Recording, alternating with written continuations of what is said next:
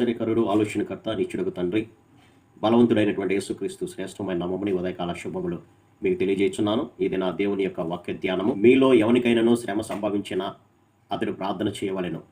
యాకోబు పత్రిక 5వ అధ్యాయము 13వ వచనం. చాలామంది శ్రమ కలిగినప్పుడు ప్రార్థన చేయరు, కానీ వారి యొక్క శ్రమను బట్టి దుఃఖపడుతూ ఉంటారు, వారి యొక్క శ్రమను బట్టి వేదన చెందుతూ ఉంటారు, వారి యొక్క శ్రమను బట్టి నిస్సహాయ స్థితిలోకి వారు వెళ్ళిపోతూ ఉంటారు. కానీ ఇక్కడ భక్తుడు అంటున్నాడు, ఒకవేళ నీకు శ్రమ కలిగినట్లయితే నువ్వు ప్రార్థన చేయి అని అంటున్నాడు. అసలు శ్రమలు ఎందుకు వస్తాయి అని కనుక ఆలోచన చేస్తే శ్రమలు రెండు రకాలుగా వస్తాయి. ఒకటి, యెహోవాను విడిచి వేరొకని ఆశ్రయించినప్పుడు శ్రమలు వస్తాయి. అనగా యెహోవా దేవుణ్ణి విడిచిపెట్టి మానవుణ్ణి కానీ వేరే ఇతర దేవతలు దేవుళ్ళు అని అనుకునేటువంటి వారిని ఆశ్రయిస్తే వారికి శ్రమలు విస్తరిస్తాయి అని అంటున్నాడు.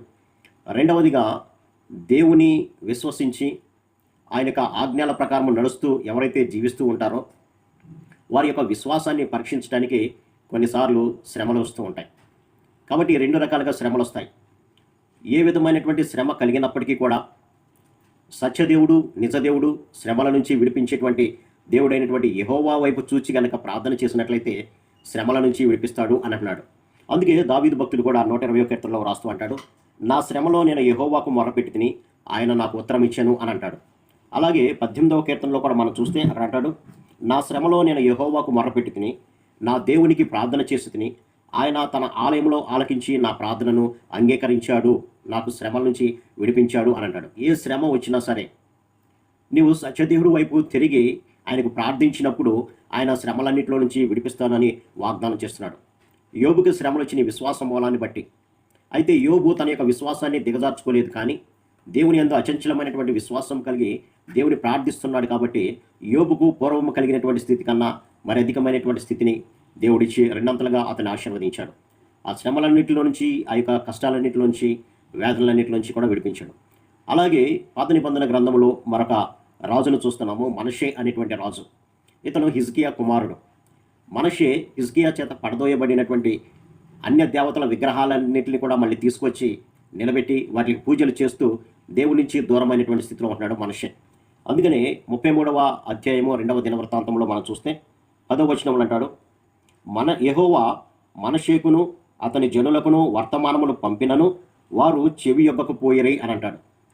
ఎందుకని దేవుడు వర్తమానాలు పంపించాడంటే, ఇశ్రాయేలీయుల ఎదుట ఉండకుండా యెహోవా నశింపచేసిన అన్యజనులందరికంటే వారు మరింత అక్రమంగా ప్రవర్తించినట్లు చేయుటకు కారకుడాయను అనే మాట మనం చూడవచ్చు.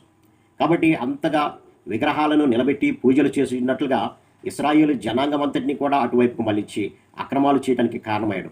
అప్పుడు ప్రభువు యెహోవా మనషేకును అతని జనులకును వర్తమానము పంపినను వారు చెవి యొక్కకపోయాయి.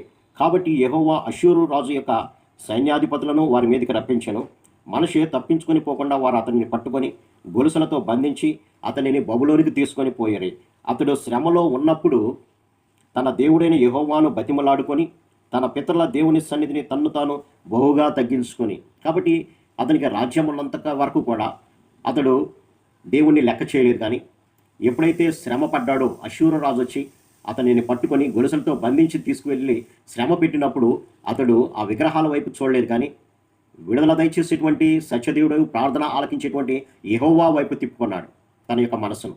అందుకని అక్కడ అతడు శ్రమలో ఉన్నప్పుడు తన దేవుడైన యెహోవాను బతిమరాలుకొని అన్నాడు. ఇప్పటివరకు కూడా దేవుని దూషించినటువంటి వ్యక్తిగా ఉన్నాడు, దేవుని యొక్క మాటలను లెక్క చేయక పెడచెవిని పెట్టినటువంటి వ్యక్తిగా ఉన్నాడు.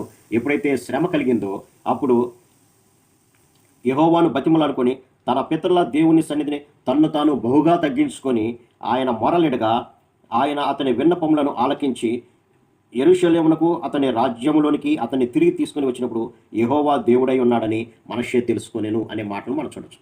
కాబట్టి ఎప్పుడైతే శ్రమ కలిగిందో అప్పుడు దేవుని వైపు చూచాడు, తను తాను తగ్గించుకొని దేవునికి మొరపెట్టగా దేవుడు దిగివచ్చి ఆ యొక్క అష్షూరు సైన్యం నుంచి మనషే రాజును విడిపించినట్లుగా మనం చూడొచ్చు. అందుకని ఇక్కడ యాకోబు భక్తుడు అంటాడు, మీలో ఎవరికైనా శ్రమ కలిగిందా అతడు ప్రార్థన చేయి. కాబట్టి ఆయన వైపు చూద్దాం, మనకున్నటువంటి ప్రతి శ్రమ నుంచి విడుదల పొందుదాం, ఆయన ఏర్పాటు చేసినటువంటి నిత్య రాజ్యానికి మనం వారసులు అవుదాం. అట్టి కృపా పరిశుద్ధాత్మ దేవుడు మన దగ్గర దయచేయను గాక.